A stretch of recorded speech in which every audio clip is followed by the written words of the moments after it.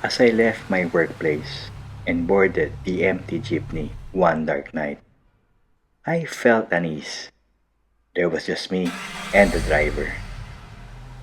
I brushed it off and sat down, convincing myself that I was just thinking negatively. Still, it's understandable to be wary, given all the news shown on TV of horrible crimes involving drivers and, in certain cases, lone passengers. As we approached my stop, I summoned the guts to ask the driver to drop me off. But to my amazement, he only glanced at me in the rearview mirror and kept driving. Panic started to chew at my insides. Why didn't he stop? What was he planning? My mind raced with horrifying possibilities as the minutes dragged on. Was he taking me somewhere secluded to harm me?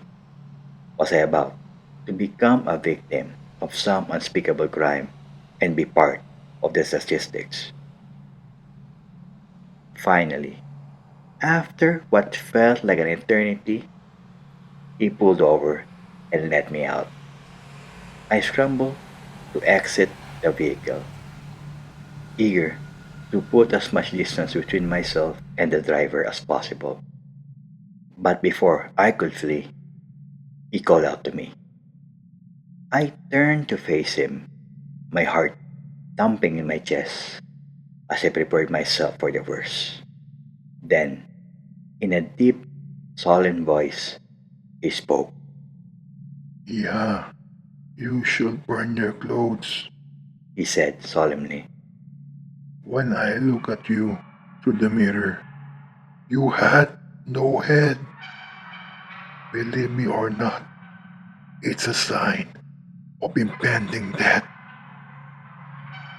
I staggered back, my blood running cold. Was this a nasty joke? Or was he telling the truth? Trembling, I thanked him and dashed away, my mind running with fear and confusion. I worked up the guts to tell my Lola about the incident when I got home. After she heard what happened to me, without hesitation, she told me to take off the clothes I was wearing right away. A few minutes later, I saw her in her backyard, stuffing my clothes into an empty barrel. She then doused the clothes with lighter fluid and struck a match, setting my clothes on fire while I watched.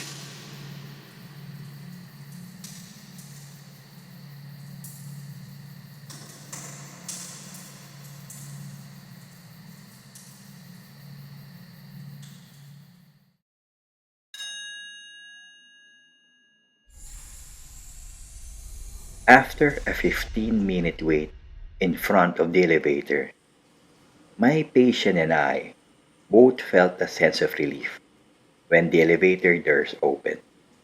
I pressed the 14th floor where I would accompany my patient to receive the results of his lab test. And then the elevator doors closed slowly behind us. The only sound accompanying our journey was a gentle hum of the elevator as my patient and I stood in the cramped space. But our tranquility was short lived when we stopped at the fifth floor. The doors opened, and just as the elevator slowly closed its doors and began to ascend, I watched a woman dash towards us, desperately attempting to get inside before the doors closed entirely. I instinctively clicked the close door button. My decision didn't go unnoticed by another passenger. He turned to me, his expression a mix of concern and slight anger, and asked why I hadn't let that person enter the elevator. I hesitated for a moment, unsure of how to respond. Then, gathering my thoughts, I stated that the woman was wearing a red wristband, indicating that she had died. Told him in a casual way that it was hospital protocol to not let deceased patients in the same elevator with living persons like us. My patient appeared startled after I provided my reason to the stranger and chuckled afterwards, assuming it was my way to humor our co passenger in order to avoid further escalation caused by not allowing the woman to enter the elevator to save time. To my surprise, my co passenger lifted his arm, revealing a red wristband of his own. My heart skipped a bit as I processed the implications of his gesture and focused intently on the printed and written information on his red wristband. As my patient smirked and asked us if this was a practical joke. Before I could say anything and assure my patient that this isn't a joke, since this was indeed my way to avoid dead patients who don't want to rest in peace, and that I do not know our co-passenger. The elevator lurched to a stop, the lights flickering ominously overhead.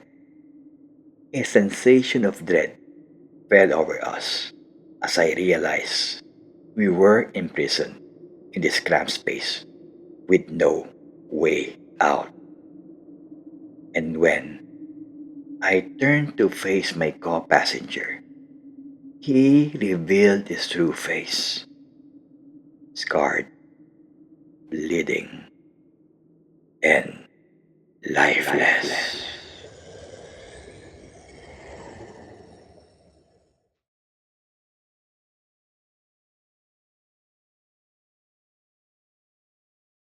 As a group of medical students, we frequently felt ourselves trapped in the tedious repetition of our studies, looking for anything fun to relieve our lack of excitement. One evening, while we lounged in our residence hall's common area, someone suggested a prank to lighten the mood. The idea was fairly sick, borrowing a human hand from the dissecting laboratory and placing it in the bed of one of our fellow medical students, who happened to be the mastermind's girlfriend. It seems harmless enough, a touch of dark humor to mix things up. With a mix of nerves and excitement, we entered the laboratory and obtained the required prop. We crept up to her bed and carefully placed the severed hand under the covers. Tried our best to conceal our giggles and laughter in anticipation of our victim's reaction.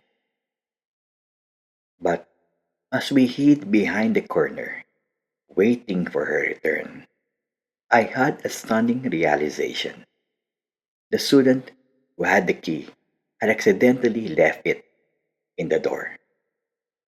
Before he could grab it, she arrived, not aware of our presence, and effortlessly unlocked the door with the key still in the lock. We exchanged frightened glances as she entered her room and locked the door.